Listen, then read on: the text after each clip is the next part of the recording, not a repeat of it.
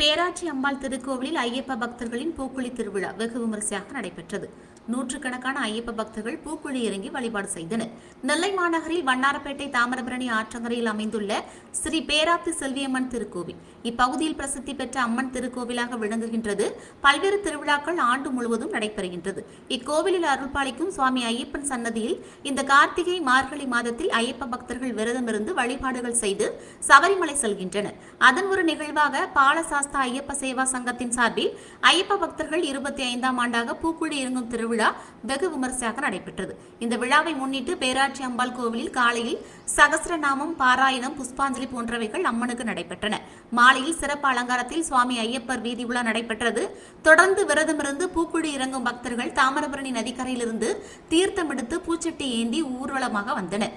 திருக்கோவில் முன் அமைக்கப்பட்டிருந்த 30 அடி பூக்குண்டத்திற்கு சிறப்பு பூஜைகள் செய்யப்பட்டு நூற்றுக்கணக்கான பக்தர்கள் அழகு குத்தி கொண்டும் பச்சிளம் குழந்தைகளை சுமந்து கொண்டும் சரண கோஷத்துடன் பூக்குழி இறங்கினர். இந்த விழாவில் ஏராளமான பக்தர்கள் கலந்து கொண்டு சுவாமி தரிசனம் செய்தனர்.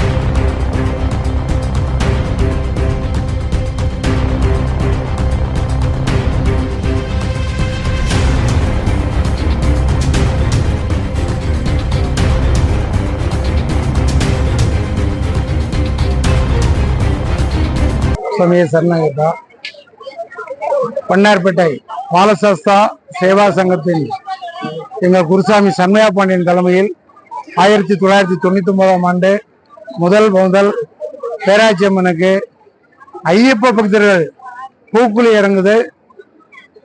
நாங்கள் தான் முதல்ல இறங்கினோம். இந்த லாக்டவுனில் கூட கலெக்டர் எஸ்பிட்ட ஸ்பெஷல் பெர்மிஷன் வாங்கி தொய்வின்றி இது 25வது ஆண்டு பூக்குழி விழா.